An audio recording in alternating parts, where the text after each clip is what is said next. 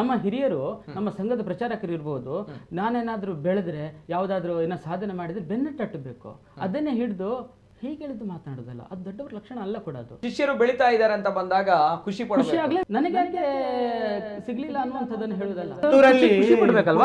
Election ಅಲ್ಲಿ ಪ್ರಭಾಕರ್ ಭಟ್ರು ಏನ್ ಹೇಳಿದ್ರು? ಕಾಂಗ್ರೆಸ್ಸಿಗೆ ಓಟ್ ಹಾಕಿ ಆವಾಗ ಅವರಿಗೆ ಶಿಷ್ಯಂದಿರಂತ ಕಾಣಲಿಲ್ಲ. ಶಿಷ್ಯರು ಬೆಳೀತಾ ಇದ್ರೆ ಗುರುಗಳು ಸಪೋರ್ಟ್ ಮಾಡ್ಬೇಕು. ಒಪ್ಕೊಳ್ತೀನಿ ತಮ್ಮ ಮಾತನ್ನ.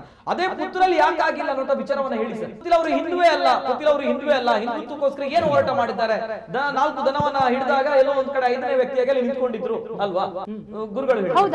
ಡಾಕ್ಟರ್ ಮೊದಲು ಹೇಳಿದ್ರು ಅರುಣ್ ಪುತ್ತಿಲ್ರಂತ ಕಾರ್ಯಕರ್ತ ಯಾರು ಸಿಗ್ಲಿಕ್ಕಿಲ್ಲ. ಮೊನ್ನೆ ಇಲೆಕ್ಷನ್ ಆಗುವಾಗ ಹೇಳಿದ್ರು ಈ ವ್ಯಕ್ತಿ ಅವನು ಆಕ್ರೋಶದ ಸ್ವಭಾವ, ಅವರು ದೊಡ್ಡವರು ಹೇಳುವಂತದ್ದು, ಅವರು ದೇವಸ್ಥಾನದಲ್ಲಿ ಲೆಕ್ಕ ಕೊಟ್ಟಿಲ್ಲ, ಡಬ್ಬಿದು ಇದು ಬಂತು ಅದು ಬಂತು. ಹಾಗಾದ್ರೆ ಇವರಿಗೊಂದು ನ್ಯಾಯ, ಪುತ್ತಿಲಿಗೊಂದು ನ್ಯಾಯ, ನಮ್ಮ ತಿಮ್ಮರೋಡಿ ಅವರಿಗೆ ಎಲ್ಲರಿಗೂ ಒಂದು ನ್ಯಾಯ. ಮಹೇಶ್ ಶೆಟ್ಟಿ ತಿಮ್ಮರೋಡಿ ಅವರು ಸ್ವತಃ ಹರೀಶ್ ಪೂಂಜ್ ಅವರ ಬಗ್ಗೆ ಹೇಳಿರುವಂತದ್ದು, ನನ್ನ ಕಣ್ಣ ಮುಂದೆ ಬೆಳೆದಂತಹ ಹುಡುಗ ಒಂದು ಹೋರಾಟದ ಕಾರ್ಯಕ್ರಮಗಳಿಗೋಸ್ಕರ ಜನವನ್ನ ಸೇರಿಸಲಿಕ್ಕೆ ಕೂಡ ಅವರಿಗೆ ಬಹಳಷ್ಟು ಕಷ್ಟ ಆಗ್ತಾ ಇತ್ತು, ನಾನ್ ಸೇರಿಸ್ತಾ ಇದ್ದೆ ಅಂತವ್ರು ಈಗ ನನ್ನ ಮೇಲೆ ಮಾತಾಡ್ತಾರೆ. ವಾಳ್ಕೆ ಅವರು ಕೂಡ ಹೇಳಿರುವಂತದ್ದು ಇದನ್ನೇ, ಸತ್ಯಜಿತ್ ಅವರು ಕೂಡ ಹೇಳಿರುವಂತದ್ದು ಇದನ್ನೇ. ಯಾಕಂದ್ರೆ ಅವರು ABVP ಇದ್ರು, ಸತ್ಯಜಿತ್ ಅವರು ಆಗಾಗಲೇ ಬೆಳೆದಿದ್ರು, ನಾಯಕರಾಗಿದ್ರು, ನಾವೆಲ್ಲ ಮಾಡಿದ್ವಿ. ಅಂತವರಿಗೆ ಇವರು ಈಗ ಪ್ರಶ್ನೆಯನ್ನ ಮಾಡ್ತಾರೆ. ಇದು ಹಿಂದೂ ಕಾರ್ಯಕರ್ತರು, ಹಿಂದೂ ಮುಖಂಡರು ಅವರ ಕೆಂಗಣ್ಣಿಗೆ ಗುರಿಯಾಗಿರುವಂತದ್ದು. ಎಸ್, ಕ್ಲಾರಿಫಿಕೇಶನ್ ಅಲ್ಲ, ಅವರ ಜೂನಿಯರ್ ಅಂತಲೇ ಹೇಳ್ತಿದ್ರು. ಎಸ್, ಅವರು ಖುಷಿ ಆಗ್ಬೇಕಲ್ಲ ಸರ್, ನಮ್ಮ ಜೂನಿಯರ್ನವರು ಒಂದು ಬೆಳೆದು ನಿಂತಿದ್ದಾರೆ ಅಂತ ಹೇಳಿದ್ರೆ ಖುಷಿಯಾಗಿರ್ಬೇಕು. ನಮ್ಮ ಹಿರಿಯರು ನಮ್ಮ ಸಂಘದ ಪ್ರಚಾರಕರು ಇರ್ಬೋದು, ನಾನೇನಾದ್ರೂ ಬೆಳೆದ್ರೆ ಯಾವ್ದಾದ್ರು ಏನೋ ಸಾಧನೆ ಮಾಡಿದ್ರೆ ಬೆನ್ನಟ್ಟಬೇಕು, ಅದನ್ನೇ ಹಿಡಿದು ಹೀಗೆ ಹೇಳಿದ್ದು ಮಾತನಾಡೋದಲ್ಲ, ಅದು ದೊಡ್ಡವರ ಲಕ್ಷಣ ಅಲ್ಲ ಕೂಡ. ಅದು ಈ ರೀತಿ ಮಾತಾಡಬಾರ್ದು. ಒಂದ್ಸರ್ತಿ ತಪ್ಪಿದ್ರು ಕೂಡ ನಾವು ಕೂಡ ಸಂಘಟನೆ ಮಾಡುವಾಗ ಬಹಳಷ್ಟು ತಪ್ಪುಗಳನ್ನು ಮಾಡ್ತೀವಿ, ಅವಾಗ ಬಹಿರಂಗವಾಗಿ ಹೇಳೋದಿಲ್ಲ. ಆ ಹಿರಿಯರು ಏನ್ ಮಾಡ್ತಾರೆ ಅಂದ್ರೆ ನಮ್ಮನ್ನು ಹತ್ತಿರ ಕರೆದಪ್ಪ, ನೀನ್ ಹೀಗೆ ಮಾಡಿದ್ ಸರಿಯಲ್ಲ, ಇದನ್ನ ಹೀಗೆ ತಿದ್ದಿಕೊಂಡ್ರೆ ನಿಂಗೆ ಉತ್ತಮವಾಗುತ್ತೆ ಅನ್ನುವಂಥದ್ದು ತಿದ್ದಿ ಹೇಳ್ತಾರೆ. ಅದು ದೊಡ್ಡವರ ಲಕ್ಷಣ. ಅದನ್ನೇ ನಮ್ಗೆ ಸಂಸ್ಕೃತಿಯಲ್ಲಿ, ಸಂಸ್ಕಾರದಲ್ಲಿ ಸಂಘದಿಂದಲೂ ಕಲಿಸ್ಕೊಂಡು ಬಂದಿರತಕ್ಕಂಥದ್ದು. ಹಾಗೆ ಇರಬೇಕು ಕೂಡ. ಒಂದು ವೇಳೆ ಹರೀಶ್ ಪೂಂಜಾನೆ ತಪ್ಪಿದ್ದಾರೆ ಅಂತಲ್ಲ ಅವ್ರು ಎನ್ಸಿದ್ರೆ ಒಂದ್ಸತಿ ಬರಸ್ ಹೇಳೋದು ಕೇಳಿದ್ರೆ ಯಾರು ಕೂಡ ಅದನ್ನು ಸರಿ ಮಾಡಿಸ್ಕೊಳ್ತಾರೆ ಸರ್.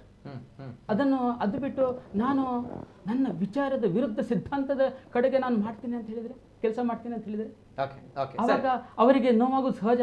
ಆ ನೋವನ್ನು ಹೊರಗಡೆ ಹೇಳೋದು ಸಹಜನೇ ಅದು.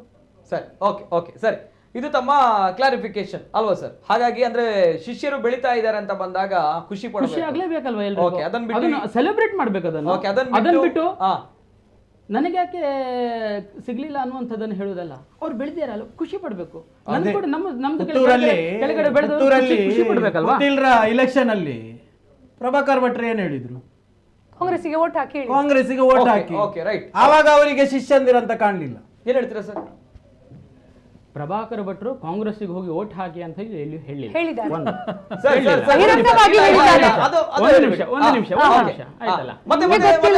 ಪುತ್ತಿಲ್ ಅವರು ಹಿಂದುವೇ ಅಲ್ಲ, ಹಿಂದುತ್ವಕ್ಕೋಸ್ಕರ ಏನು ಹೋರಾಟ ಮಾಡಿದ್ದಾರೆ?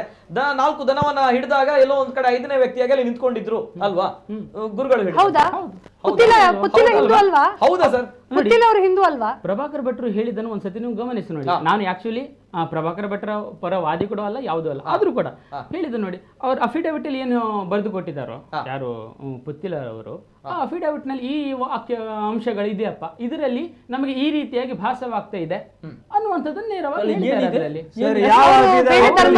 ನಾಮಪತ್ರವನ್ನು ಕೊಡಬೇಕಾದ್ರೆ ನಮಗೆ ಆಗಿರ್ತಕ್ಕ ಚಾರ್ಜ್ ಶೀಟ್ಗಳು ಎಂತದ್ದು, ನಮ್ಮ ಮೇಲೆ ಆರೋಪ ಏನಿದೆ ಅದನ್ನೆಲ್ಲ ಬಹಿರಂಗ ಮಾಡ್ಬೇಕಾಗುತ್ತೆ. ಆ ಒಂದು ನೆಲೆಯಲ್ಲಿ ಅದೆಲ್ಲ ಹೀಗೆ ಇದೆ. ಇನ್ನೊಂದು ಶಕ್ತಿಯನ್ನು ನಿರ್ಮಾಣ ಮಾಡಿಕೊಂಡು ಏನ ಮಾಡುವಂಥದ್ದು ಏನಿಲ್ಲ. ಅಖಿಲ ಭಾರತ ಮಟ್ಟದಲ್ಲಿ ಅಖಿಲ ಭಾರತ ಮಟ್ಟದಲ್ಲಿ ಪ್ರತಿನಿಧಿಸುವಂತಹ ಒಂದೇ ಒಂದು ದೊಡ್ಡ ಶಕ್ತಿ ಆಗಿರುವಂತದ್ದು ರಾಜಕೀಯವಾಗಿ. ನಿಮ್ಗೆ ಸಾಂಸ್ಕೃತಿಕವಾಗಿ ಬೇರೆ ಇದೆ ಅಥವಾ ಬೇರೆ ಬೇರೆ ರೀತಿಯ ರಾಜಕೀಯವಾಗಿ ಪ್ರತಿನಿಧಿಸುವಂತ ದೊಡ್ಡ ಶಕ್ತಿ ಇರುವಂತದ್ದು ಬಿಜೆಪಿ ಮಾತ್ರ. ಬಿಜೆಪಿಯನ್ನು ಬೆಂಬಲಿಸಿ ಅನ್ನುವಂಥದ್ದು ಹೇಳ್ತಪ್ಪ.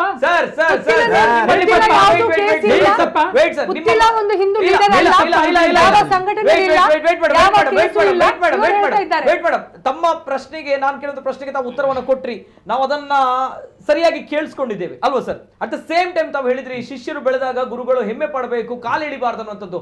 ವಾಟ್ ಅಬೌಟ್ ಪುತ್ತೂರಲ್ಲಿ ನಡೆದಿರುವಂತದ್ದು ಸರ್? ಅದನ್ನೊಂದು ಕ್ಲಾರಿಟಿ ಕೊಡಿ.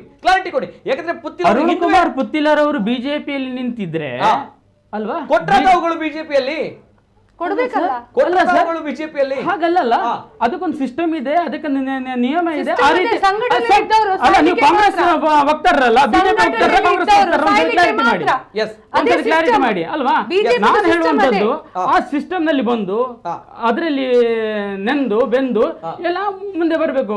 ನಾವು ಹಿಂದುತ್ವದ ಕೆಲಸ ಮಾಡುವಂಥದ್ದು, ಸಂಘದ ಕೆಲಸ ಮಾಡುವಂಥದ್ದು ಯಾವುದೇ ಶಾಸಕನಾಗ್ಲಿಕ್ಕೋಸ್ಕರನ ಅದನ್ನು ಮುಂದಿಟ್ಟುಕೊಂಡು ನಾವು ಹಿಂದುತ್ವದ ಕೆಲಸ ಮಾಡುದಾ?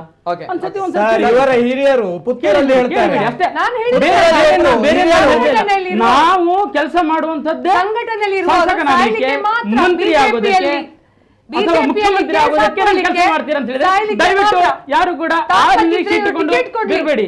ಯಾರಿಗೆ ನಾನು ನಿಸ್ವಾರ್ಥವಾಗಿ ರಾಷ್ಟ್ರಕ್ಕೂ ಸೇವೆ ಮಾಡಬೇಕಂತಿದ್ದೇನೋ ಅವರೆಲ್ಲರೂ ಇದ್ರಲ್ಲಿ ನೋಡ್ಕೊಳ್ತಾರೆ. ಯಾರು ತಮಗೋಸ್ಕರ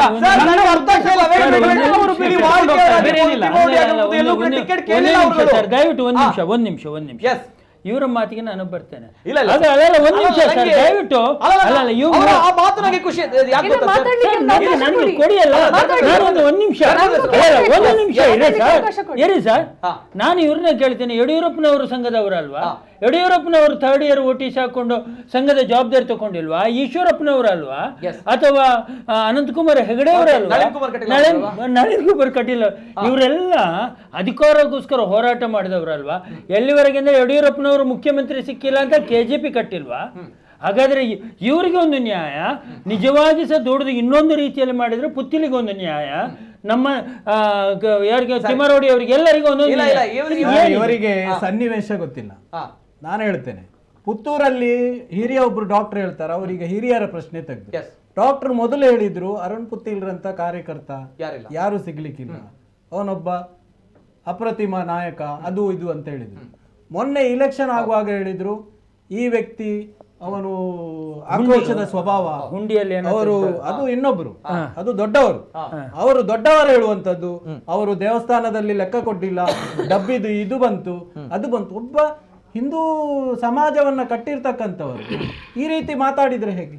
ಒಂದು ಸಿಸ್ಟಮ್ ಇದೆ, ಈ ರೀತಿ ಮಾತಾಡಿದ್ರೆ ಹೇಗೆ? ಸಿಸ್ಟಮ್ ಉತ್ತರ ಕೊಟ್ಟು ಬಿಡ್ತೇನೆ. ಎಲ್ಲರನ್ನೂ ತೇಜವಾದ ಮಾಡ್ತಾ ಒಂದು ಹೋಗುದಂತಾದ್ರೆ ಹಿಂದುತ್ವಕ್ಕೊಂದು ಅರ್ಥ ಬೇಕಲ್ಲ. ಈಗ ಯಾರನ್ನೋ ಒಂದು ಯಾರನ್ನೋ ಇನ್ನು ಮಾಡ್ಬೇಕಂತ ನನಗೆ ಪ್ರಶ್ನೆಗೆ ಉತ್ತರ ಕೊಡಿ ಸರ್. ನಾನು ಹಿಂದುತ್ವದ ಕೆಲಸ ಮಾಡುವಂತದ್ದು, ಸಂಘದ ಕೆಲಸ ಮಾಡುವಂತದ್ದು, 42 ಸಂಘಟನೆ ವಿವಿಧ ಕ್ಷೇತ್ರದಲ್ಲಿ ದುಡಿತಿದ್ದಾರೆ ಸರ್.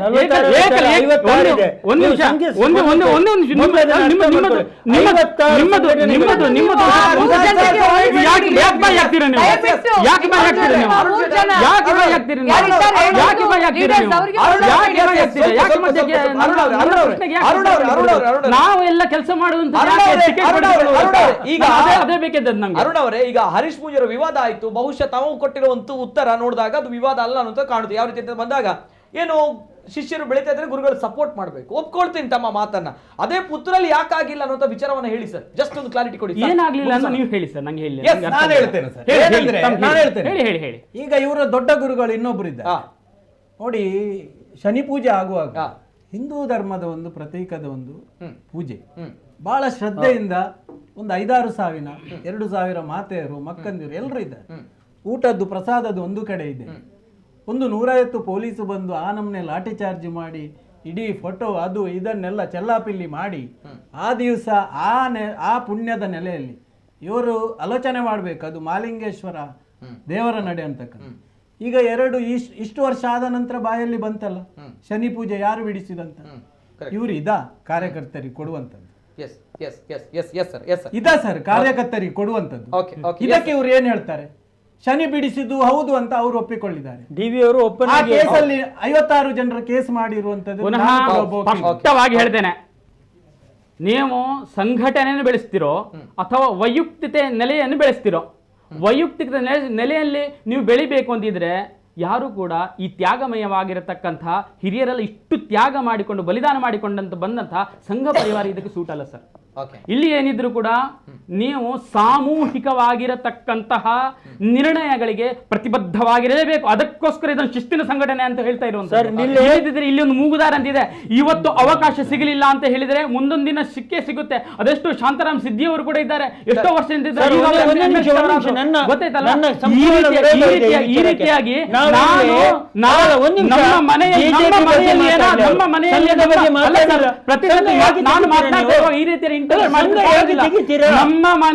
ನಮ್ಮ ಮನೆಯಲ್ಲಿ ಏನಾದರೂ ಸಮಸ್ಯೆ ಬಂದ್ರೆ ನಾವು ಬಾಯಿ ಬಡ್ಕೊಂಡು ಹೊರಗಡೆ ಹೋಗ್ಲಿಲ್ಲ, ಒಳಗಡೆ ನಾವು ಸರಿ ಮಾಡ್ಕೊಳ್ತೀವಿ.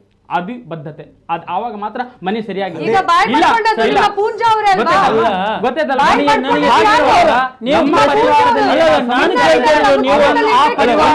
ಸರಿ ಮಾಡ್ಕೊಳ್ತೀವಿ. ನೀವು ಬಿಜೆಪಿ ಬಗ್ಗೆ ಕೇಳಿದ್ರೆ ಸಂಘದ ಬಗ್ಗೆ ಕೇಳಿದ್ರೆ ಅಲ್ಲ, ನನ್ನ ಪ್ರಶ್ನೆ ಇಷ್ಟೇ, ನೀವು ಬಿಜೆಪಿ ಬಗ್ಗೆ ಕೇಳಿದ್ರೆ ಸಂಘದ ಬಗ್ಗೆ ಕೇಳಿದ್ರ?